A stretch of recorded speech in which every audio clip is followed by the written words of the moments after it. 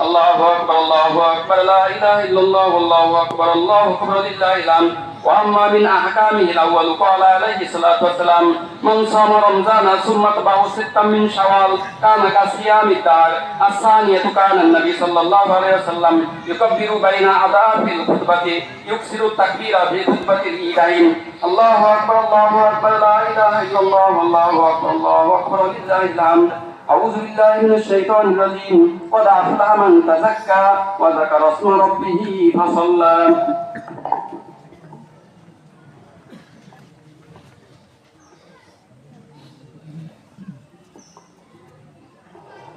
الحمد لله أستعينه وأستغفره ونعوذ بالله من شرور أنفسنا. من يهد الله فلا مضل له ومن يضلله فلا هادي له وأشهد أن لا إله إلا الله وحده لا شريك له وأشهد أن محمدا عبده ورسوله أرسله بالحق بشيرا ونذيرا بين يدي الساعة. من يطع الله ورسوله فقد رشد ومن يعصما فإنه لا يضر إلا نفسه ولا يضر الله شيئا. أعوذ بالله من الشيطان الرجيم. إن الله وملائكته يصلون على النبي يا أيها الذين آمنوا صلوا عليه وسلموا تسليما.